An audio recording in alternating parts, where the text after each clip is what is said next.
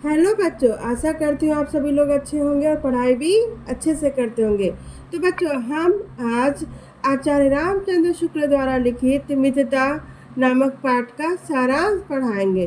ठीक है बच्चों, तो चलिए हम इस मित्रता नामक निबंध को निम्नलिखित बिंदुओं में बांटकर ही पढ़ेंगे, जिससे हमें मित्रता निबंध का सारांश अच्छे से याद हो सके और उसके बारे में अच्छे से समझ सके। तो बच्चों, पहला मुख्य बिंदु है कि सच्चे मित्र का चयन एक बड़ी समस्या है। और वह समस्याएं क्या क्या आती हैं, तो चलिए इसके बारे में पढ़ा जाए। तो जब कोई युवा अपनी किशोरावस्था के बाद घर की चार दीवारी से निकलकर बाहर की दुनिया में कदम रखता है, तो उस समय उसके सामने सबसे बड़ी समस्या एक सच्चा मित्र बनाने की होती है। ठीक, यदि वह थोड़ा सा सामाजिक है, बोलचाल में कुशल है, तो वह शीघ्र ही उसका जान पहचान बहुत से लोगों से हो जाती है और उनमें से कुछ उसके मित्र भी बन जाते हैं। लेकिन जब युवा दुनियादारी में कदम रखता है, तब उसे समाज व संसार का कोई भी अनुभव नहीं रहता। उस समय उसका मस्तिष्क और मन बिल्कुल निर्मल, बिल्कुल साफ रहता है। उसका व्यक्तित्व कच्ची मिट्टी की मूर्ति के समान होता है। बनाने वाला चाहे उसे राक्षस बना दे या देवता, अर्थात मित्रता का प्रभाव उसके चरित्र को किसी न किसी रूप में ढाल सकता है। ऐसे लोगों से भी, अब यहाँ पे आचार्य रामचंद्र शुक्ल कह रहे हैं कि हमें ऐसे लोगों से भी मित्रता अच्छी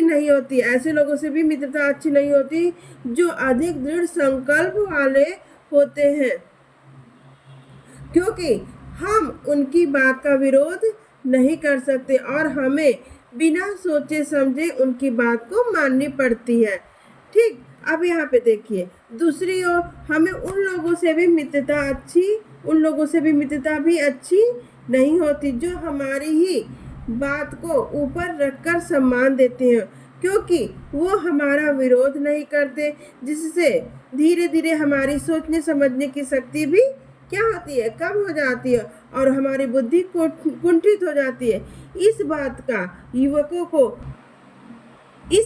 का बहुत देर में पता लगता है। बड़ा आश्चर्य इस बात पर भी है कि घोड़े खरीदते समय भी हम बहुत जांच परख कर लेते हैं, किंतु जब हम मित्र बनाते हैं तब हम उसके पहले का आचरण एवं व्यवहार आदि की कुछ भी जांच नहीं करते और हम गलत संगत में पड़ जाते हैं। अब देखिए बच्चों, अगले वाले बिंदु में क्या बताया गया है, सच्चे मित्र के गुण क्या क्या होने चाहिए। तो चलिए सच्चे मित्र के गुण कैसे होने चाहिए पढ़ा जाए। देखिए, सच्चा मित्र कैसा होना चाहिए। एक विश्वास पात्र व सच्चा मित्र जीवन में औषधि के समान होता है। उसमें उत्तम वैद्य जैसी कुशलता और परख तथा अच्छी माता जैसा धैर्य व ममता होती है, जो हमें कुमार्ग पर जाने से रोकता है, गलतियों से बचाता है, निराश होने पर आशा का संचार करता है तथा सत्य, मर्यादा, कोमलता, शिष्टता व पवित्रता के प्रति हमारे मन में विचार जागृत करवाता है। ऐसे सच्चे मित्र के गुण होते हैं।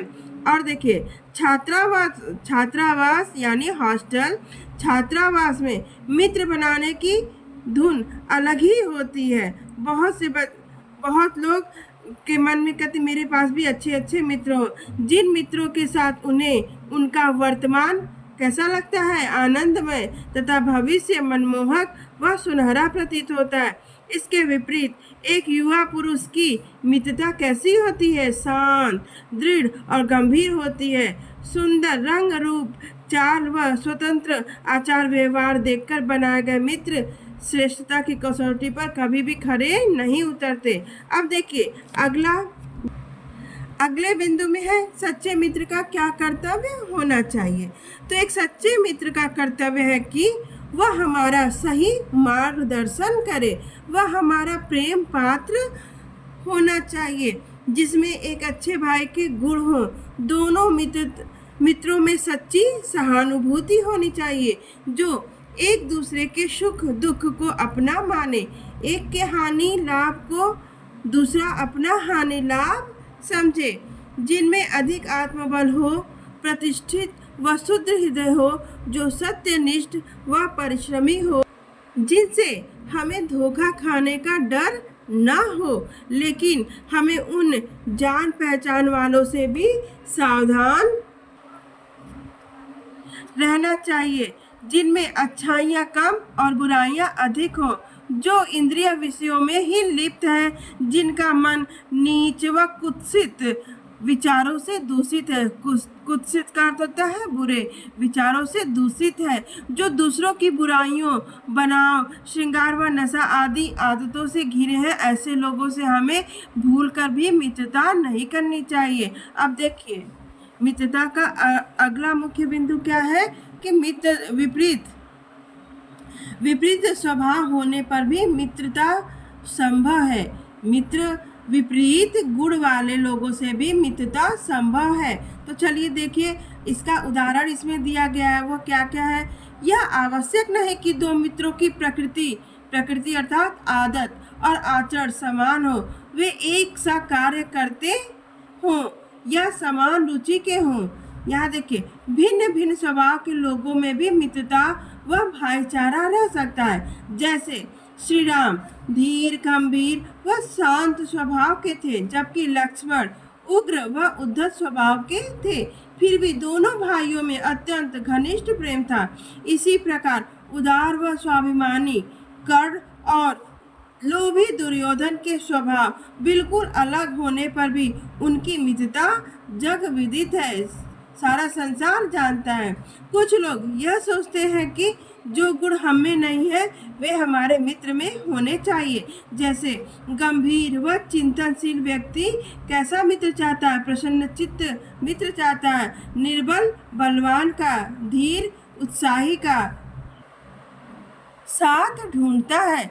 जो लोग न कोई बुद्धिमानी की बात करते हैं, न सहानुभूति दिखाते हैं, न हमें कर्तव्य का ध्यान दिलाते हैं, न हमारे सुख दुख में शामिल होते हैं, ऐसे लोगों से तो हमें दूर ही रहना चाहिए। अब देखिए, मित्रता का अगला और अंतिम मुख्य बिंदु क्या है? कुसंगति जीवन के लिए हानिकारक है। वह कैसे? चलिए, कुसंगति एक सबसे बड़ा दुर्गुण है। कुसंग का ज्वर व्यक्ति की नीति, सद्वृत्ति व बुद्धि का नाश कर देता है। यह व्यक्ति को अवनति के गड्ढे में गिराता है। घड़ी भर का कुसंग भी व्यक्ति को पतन की तरफ ले जाता है, जबकि अच्छी संगति से व्यक्ति दिन प्रतिदिन उन्नति करता है, उसका चरित्र उज्जवल व निष्कलंक हो जाता है। अतः हमें बुरे लोगों की संगति से बचना चाहिए तथा उत्तम सच्चरित्र, सच्चे, ईमानदार, विवेकशील लोगों के साथ ही रहना चाहिए और उन्हीं से मित्रता करनी चाहिए। तो देखिए, आचार्य राम, देख लिए बच्चों, सुन लिए ना, आचार्य रामचंद्र शुक्ल ने मित्रता पर कितना सुंदर और ज्ञानवर्धक निबंध हमारे सामने प्रस्तुत किए हैं। आशा करती हूँ आप लोग को अच्छी तरह समझ भी आ गया होगा। धन्यवाद।